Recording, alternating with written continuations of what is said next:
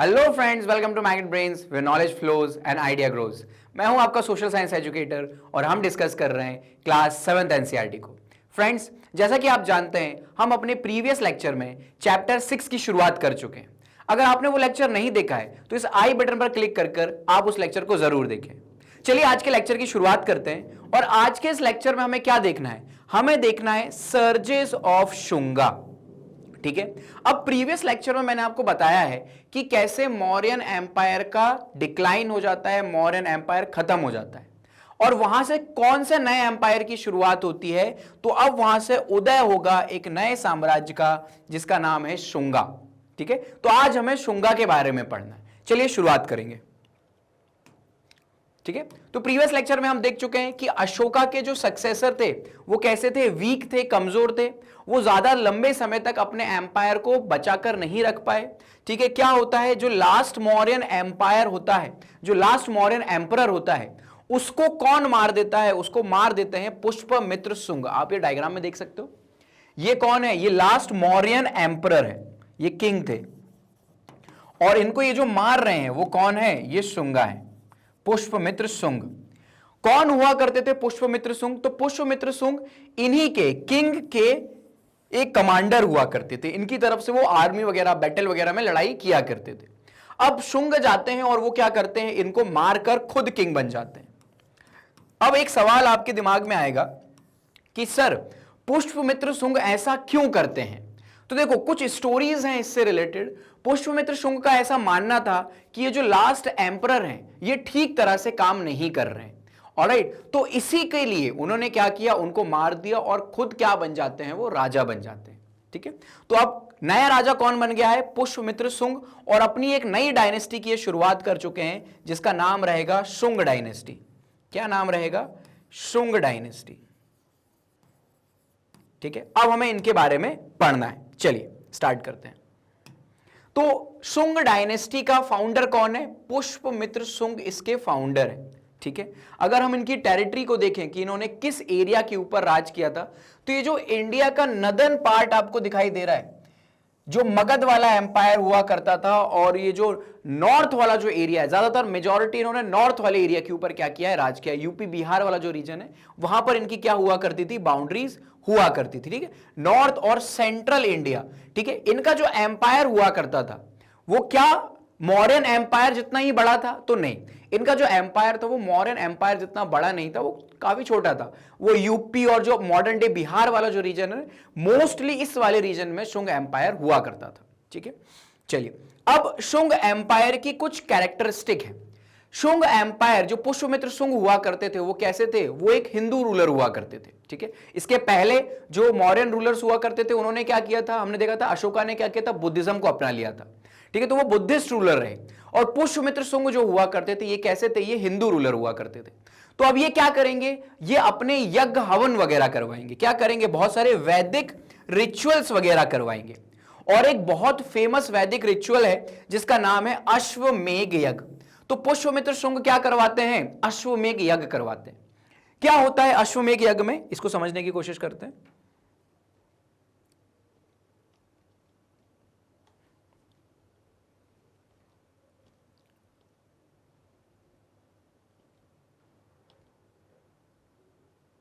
ठीक है, चलो अब समझने की कोशिश करते हैं कि अश्वमेध यज्ञ में क्या होता है। देखो यहां पर आपको दिखाई दे रहा होगा, ये एक किंग है, ये क्या कर रहा है? अश्वमेध यज्ञ करवा रहे हैं। इस यज्ञ में क्या किया जाता है?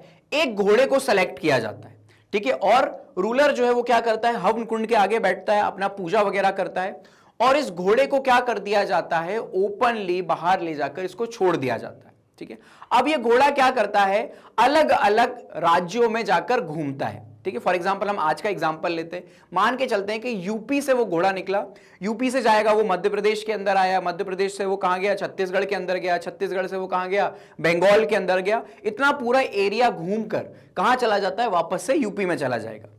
अगर उस घोड़े को किसी दूसरे रूलर ने रोक लिया, फॉर एग्जाम्पल वो निकला और उसको मध्य प्रदेश के रूलर ने रोक लिया, तो क्या करना पड़ेगा? मध्य प्रदेश के राजा को लड़ाई करनी पड़ेगी। किसके साथ? यूपी के राजा के साथ जिनका घोड़ा निकला था। ठीक है, और अगर मध्य प्रदेश ने उस घोड़े को नहीं रोका, मतलब अब क्या हो गया? मध्य प्रदेश के ऊपर भी उत्तर प्रदेश के राजा का अधिकार हो जाता है। ठीक है, तो ये होता है अश्वमेध यज्ञ। इसको कौन परफॉर्म करते हैं? इसको पुष्पमित्र शुंग परफॉर्म करते हैं। ठीक है, क्या किया जाता है? अ हॉर्स और अ सोल्जर्स, इनको सेलेक्ट किया जाता है और इनको फ्रीली अक्रॉस द टेरिटरी घूमने के लिए छोड़ दिया जाता है। ठीक है, अगर region has the horse crossed without resistance that were added to king's empire, जिस एरिया से वो घोड़ा बिना रेजिस्टेंस के निकल जाता है वो वाला एरिया भी अब किंग के अंडर में आ जाएगा। ठीक है, और अगर नहीं कोई उस घोड़े को रोक लेता है तो उसके साथ उसको लड़ाई करनी पड़ेगी, युद्ध करना पड़ेगा। ठीक है, तो ये रहता है हमारा अश्वमेध यज्ञ। ठीक है, तो ये यज्ञ वगैरह हवन वगैरह किसके द्वारा कराए जाते हैं? पुष्पमित्र शुंग के द्वारा किए जाते हैं। ठीक है, और क्या करते हैं शुंगा डायनेस्टी में लोग? तो देखो पुष्पमित्र शुंग क्या करते हैं, जो ग्रीक्स थे, जो कहां पर रूल कर रहे थे? इंडिया के बाउंड्री वाले रीजन के अंदर रूल कर रहे थे, उनके साथ फ्रेंडली रिलेशन बनाकर रखते हैं। पहले तो ये उनके साथ वॉर करते हैं, बट लेटर ऑन ये क्या करते हैं, उनके साथ दोस्ती वगैरह कर लेते हैं और अच्छे रिलेशन बनाकर रखते हैं, मेंटेन कर रखते हैं। जैसा किसने किया था? जैसा चंद्रगुप्त मौर्य ने किया था। आपको याद होगा चंद्रगुप्त मौर्य ने भी क्या किया, पहले ग्रीक्स के साथ जाकर वॉर किया, उनको हराया और फिर उनके साथ अच्छे रिलेशन मेंटेन करे। सेम हमें देखने को मिलेगा कि पुष्पमित्र शुंग भी क्या करेंगे, यही काम करेंगे। पहले वॉर करेंगे और फिर ग्रीक्स के साथ ये क्या कर लेंगे, दोस्ती कर लेंगे। ठीक है, फिर क्या होता है? अब देखो जो शुंग एम्पायर था ये भी कोई बहुत ज्यादा लंबे समय तक के लिए टिक नहीं पाता। ठीक है, नियर अबाउट कितना देखने को मिलता है? Lasted for about a century. सिर्फ लगभग 100 सालों तक शुंग एम्पायर रहता है और फिर शुंग डायनेस्टी भी जो है वो क्या हो जाएगी, खत्म हो जाएगी। ठीक है, लेकिन हमें इसके यहां पर क्या देखने को मिलता है? शुंगा डायनेस्टी के अंदर कल्चरल रिवाइवल देखने को मिलता है। जब अशोका क्या करते हैं, बुद्धिज्म में कन्वर्ट हो जाते हैं, तो वो क्या करते हैं, ज्यादातर जो वैदिक रिचुअल्स वगैरह हुआ करते थे ना, जो पूजा पाठ और जो कर्म कांड की चीजें हुआ करती थी, वो उतना वो नहीं किया करते थे। ठीक है, वो हालांकि इनटॉलरेंट हुआ करते थे टुवर्ड्स एवरी रिलीजन, लेकिन स्टेट राज्य के द्वारा वो सारी चीजें नहीं की जाती थी। अब शुंग जैसे कि क्या है, ये एक हिंदू रूलर है, तो ये क्या करेंगे, वापस से उस कल्चर को रिवाइव करने की कोशिश करेंगे और हिंदू ट्रेडिशंस को और जो पूजा पाठ कर्म कांड की जो चीजें होती हैं, वैदिक रिचुअल्स जो होते हैं, उनको ये परफॉर्म करते हैं। एक एग्जांपल हमने देखा, इन्होंने क्या किया है, अश्वमेध यज्ञ किया है। ठीक है, चलिए अब नेक्स्ट, इस टाइम पर क्या होता है, संस्कृत लैंग्वेज का रिवाइवल होता है। यानी कि शुंगास के टाइम पर जो संस्कृत लैंग्वेज होती है ना, वो बहुत ज्यादा यूज की जाती है और प्रेफरेबल लैंग्वेज बन जाती है। संस्कृत लैंग्वेज में ही बहुत सारी फिलॉसफीज और लिटरेचर वगैरह लिखा जाता है। इसी टाइम पर एक योगा सूत्रा भी लिखा जाता है, जिसको कौन लिखता है, पतंजलि लिखते हैं। ठीक है, आपने बाबा रामदेव के बारे में सुना होगा, उनकी एक कंपनी है पतंजलि, वो इन्हीं के नाम पर रखी गई है। ये आपको दिखाई दे रहे हैं, ये कौन है, ये पतंजलि ऋषि हैं। पतंजलि ऋषि ने ही क्या किया था, योगा सूत्रा, जो योग से रिलेटेड जो किताब है वो किसने लिखी है, पतंजलि ने लिखी है। तो इसी टाइम पर, शुंगास के टाइम पर ही क्या होता है, पतंजलि ऋषि योगा सूत्रा लिखते हैं। ठीक है, फिर ये किससे रिलेटेड है, तो फिजिकल एंड मेंटल वेलबींग। आप जानते हो योगा किससे रिलेटेड है, अगर आप योगा करेंगे तो आप फिजिकली काफी ज्यादा एक्टिव रहेंगे और हेल्दी रहेंगे, आप मेंटली भी क्या रहेंगे, काफी ज्यादा फिट और एकदम हेल्दी देखने को मिलेंगे। ऑलराइट, तो कब होता है ये शुंगा डायनेस्टी के टाइम पीरियड पर होता है। और कौन सी लैंग्वेज यहां पर यूज की जाती है, संस्कृत लैंग्वेज। आप मुझे कमेंट बॉक्स में बताओ कि अशोका के टाइम पर जो एडिक्ट्स वगैरह लिखे गए उसमें कौन सी लैंग्वेज का यूज किया गया है। ठीक है, चलिए आगे बढ़ते हैं। नेक्स्ट, अब जो शुंगा डायनेस्टी होती है वो क्या करती है, वो लिटरेचर को काफी ज्यादा प्रमोट करती है। आर्ट एंड आर्किटेक्चर, इस टाइम पर जो डांस फॉर्म्स वगैरह हैं उनको काफी ज्यादा प्रमोट किया जाता है। इसी टाइम पर बहुत सारे टेंपल्स वगैरह का भी कंस्ट्रक्शन किया जाता है। तो आर्किटेक्चर, आर्ट वगैरह, इन सबको जो शुंगा डायनेस्टी है वो प्रमोट करती है। ठीक है, एक स्तूपा भी बनाया जाता है। ठीक है, जो कहां पर लोकेटेड है, मध्य प्रदेश के अंदर लोकेटेड है, और इस स्तूपा का नाम है बरहुत स्तूपा। ठीक है, ये कौन बनाता है, ये बनाता तो वैसे अशोक है। ठीक है, बनाता है इसको अशोक है, लेकिन जो शुंगा डायनेस्टी होती है वो क्या करती है, इसके अंदर कुछ मॉडिफिकेशंस करती है। ठीक है, इस प्रकार का आपको देखने को मिलेगा, ये क्या है, बरहुत स्तूपा है। ठीक है, इसके अंदर कुछ मॉडिफिकेशंस किए जाते हैं, किसके द्वारा, शुंगा डायनेस्टी के टाइम पर। बनाता कौन है बरहुत को, तो अशोका।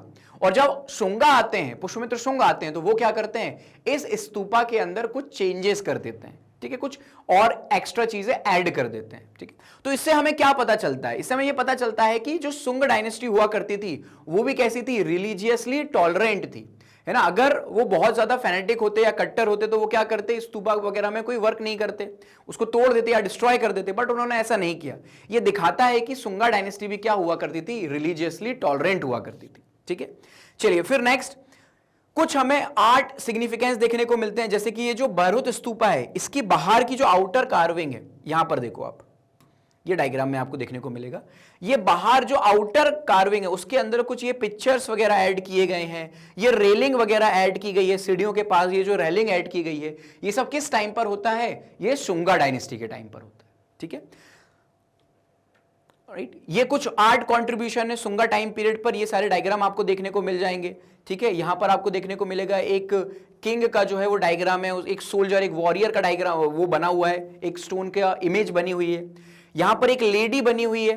ठीक है, इधर पर आपको देखने को मिलेगा तो एक मदर है, उनके हाथ में क्या है, उनका एक चाइल्ड है, ये भी एक मूर्ति, एक पोट्री के फॉर्म में आपको देखने को मिलेगी।